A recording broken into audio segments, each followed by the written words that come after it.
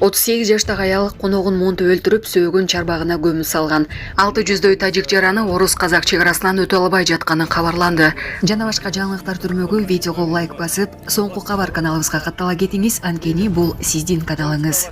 Орусияга Казакстан аркылуу жөнөп бараткан 600гө жакын тажик жараны казак-орус чек арасынан өтө албай жатканын айтууда. Азаттыктын казак кызматы билдиргендей, ошол жерде турган адамдар чөндөк телефонуна тарткан видеодон узун кезекте турган машиналарды көрүүгө болот. Видеону жөнөткөн кишилер Орусиянын Оренбург облусунун чек арасында, Казакстандын Актөбө облусу менен чектеш тилгедеги Сагарчин эл аралык көзөмөл өткөрмө бекетинин жанында 22 апрелден бери өтө албай турушканын, орусиялык чек арачылар мунун себебин түшүндүрбөй жатканын айтып берүүдө. Кезек күтүп турган 180ден ашуун тажикстандык номурлуу жеңил машинада жана кичи автобуста жалпысынан 600дөй адам, арасында балдар, аялдар жана кары картаңдар бар экени, башка өлкөлөрдүн жарандары чек арадан эч тоскоолдуксуз өтүп жатышканы кабарланды.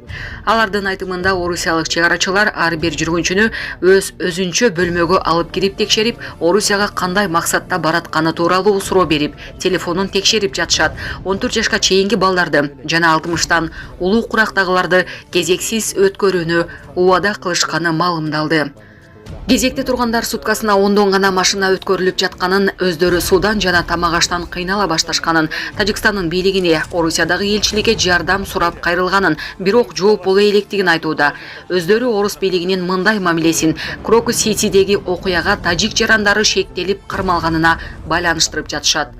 22 марттын кечинде Москвадан 20 чакырым алыстыкта жайгашкан Красногорск шаарында Крокус-Сити борборунун 6000дей көрүүчүгө эсептелген концерттик залында отургандарга кол салуу болгон. Кеминде 4 киши автоматчан кирип барып, адамдарды аткан жана өрт койгон видеолор тараган. Кеминде 145 адамдын өмүрүн алган кол салууга шектелип кармалган 10дон ашуун кишинин көбү теги тажикстандык экени аныкталган.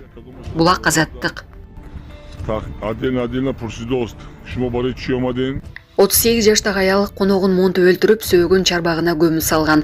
Өзбекстанда 38 жаштагы аял 49 жаштагы аялды өлтүрүүгө шектелип кармалды. Бул тууралуу Уз-Ньюс маалымдайт. Окуя 17 апрелде Хорезм облусунун Өргөн шаарында болгон.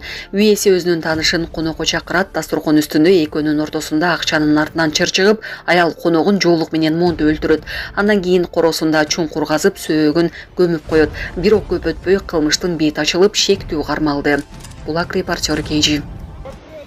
Нарын районунда сел жүрдү. Нарын облусунун Нарын районунда сел жүрдү. Бул тууралуу Өзгөчө кырдаалдар министрлигинен билдиришти. Алдын ала маалымат боюнча бүгүн 26 апрелде саат 9:30 чамасында Учкун айыл аймагында Куланак айылында жаап өткөн жамгырдын кесепетинен кур жылга коктусунан сел жүрүп тууралуу маалымат түшкөн.